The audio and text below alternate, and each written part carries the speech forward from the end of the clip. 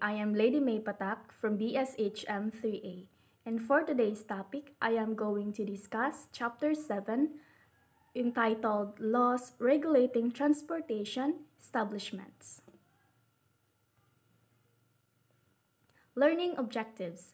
Identify the laws affecting the transportation sector, identify the rights of passengers of commercial transportation, and explain the relevance of these laws to the promotion of tourism in the country.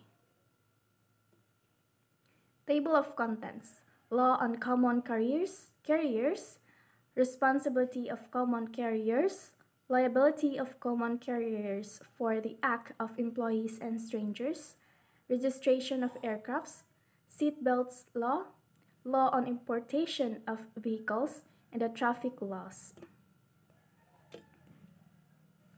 Law on Common Carriers is the law on common carriers refers to the legal framework that governs entities or individuals engaged in the business or transporting goods or passengers for hire.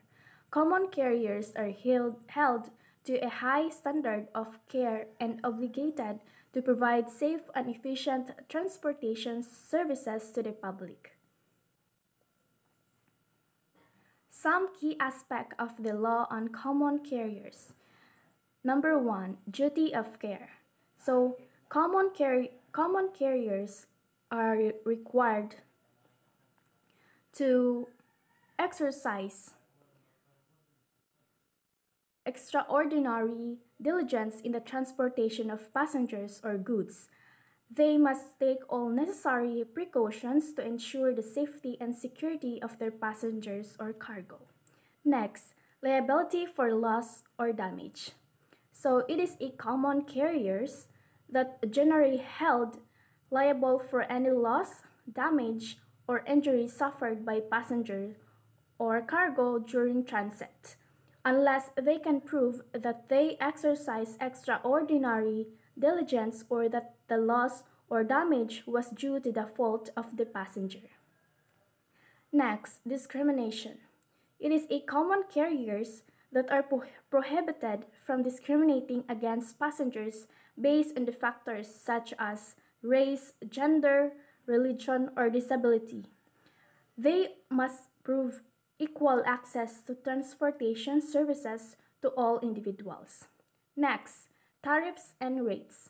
It is a common carriers that required to adhere to approved tariffs and rates set by regulatory authorities. They must not engage in unfair pricing practices or discriminatory pricing schemes. Lastly, we have the safety regulations.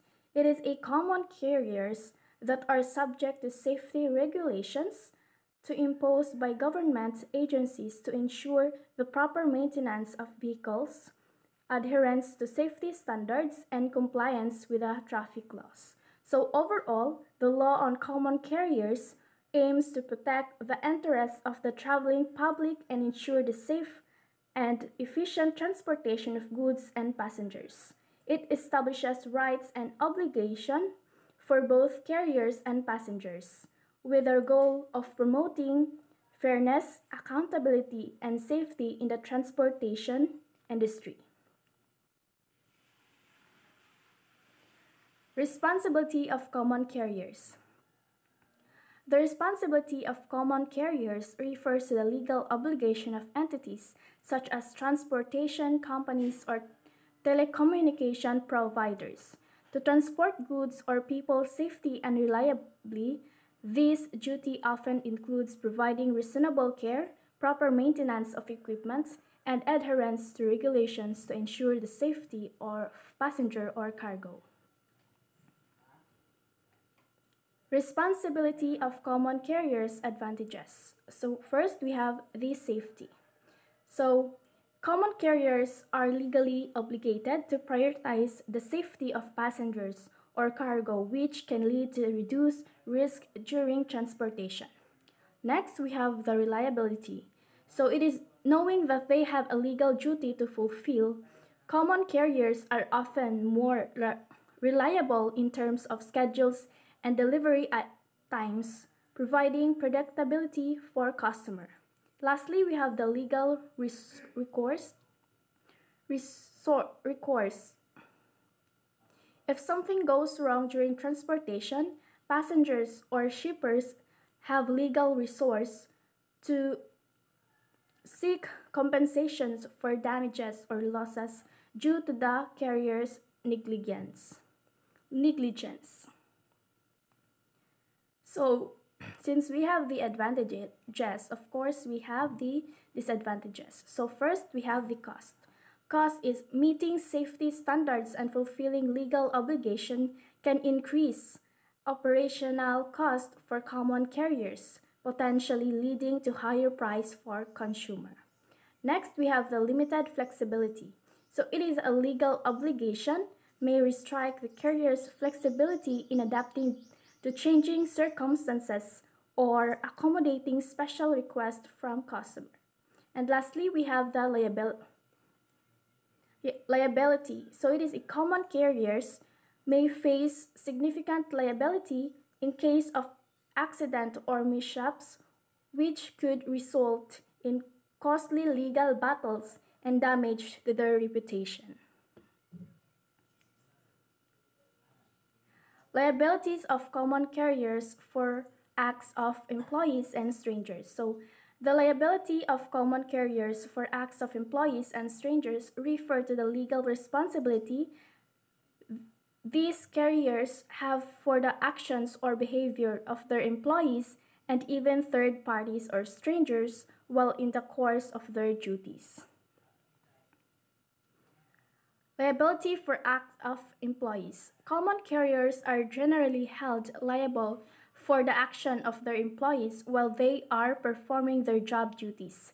This means that if an employee, such as driver or a baggage handler, behaves negligently or causes harm to passengers or cargo, the carrier can be held legally responsible for any resulting damages. Liability for acts of strangers. Similarly, common carriers can also be liable for the action of third parties or strangers if those actions occur within the scope of the carrier's operations. For example, if a passenger is assaulted by another passenger while on board a bus operated by a common carrier, the carrier may be held liable for failing to provide adequate security or for not taking responsible steps to prevent such incidents. So, in both cases, the extent of the carrier's liability may depend on the factors such as the specific circumstances of the incident, the applicable laws and regulations, and whether the carrier took a reasonable step to prevent or mitigate the harm. Registration of aircraft. The registration of aircraft is the process by which an aircraft is officially recorded with a national aviation authority.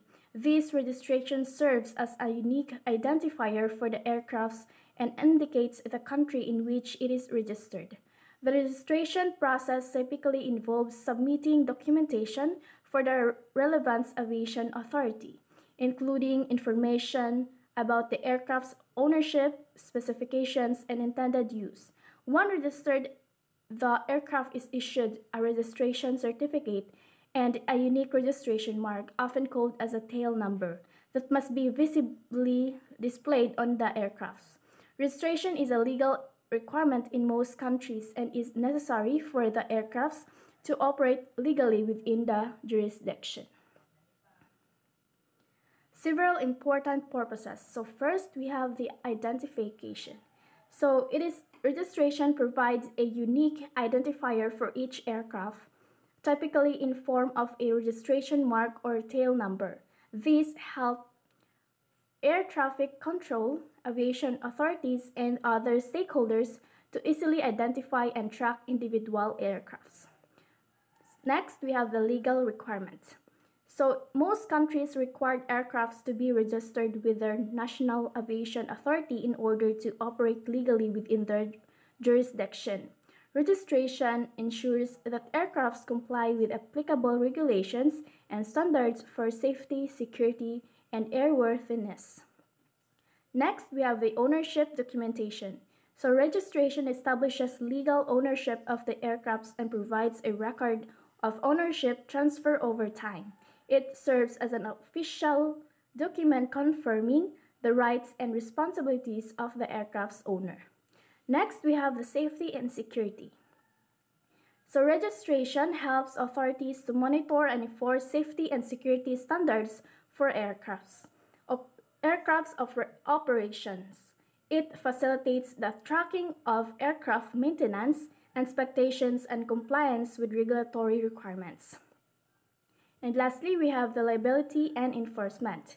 So registration enables authorities to hold aircraft's owner accountable for any violations of aviation regulations or incidents involving their aircrafts.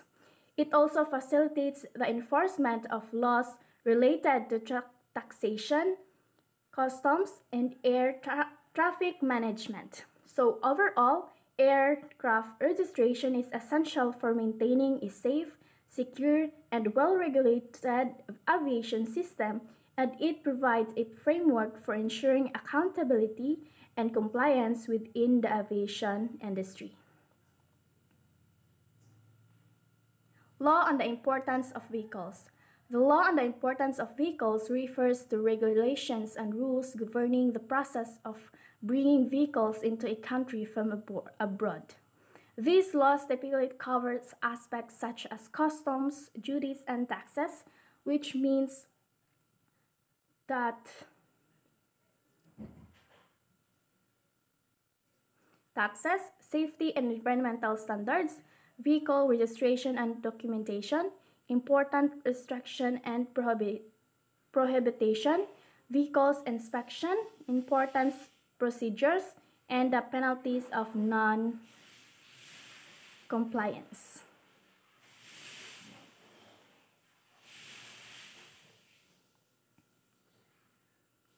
Traffic laws. Traffic laws are regulations and rules that governs the conduct of road users, including drivers, pedestrians, and cyclists, to ensure safe and orderly movement on roads and highways. These laws are designed to prevent accidents, reduce injuries, and promote efficient traffic flow. Traffic laws. You have the right of way, lane discipline, turns and merging, traffic violation and penalties, vehicle equipment and maintenance, DUI or DWI laws, pedestrian safety, and bicycle and motorcycle regulations. So that ends my discussion. This is Lady Mae Patac saying thank you and have a good day.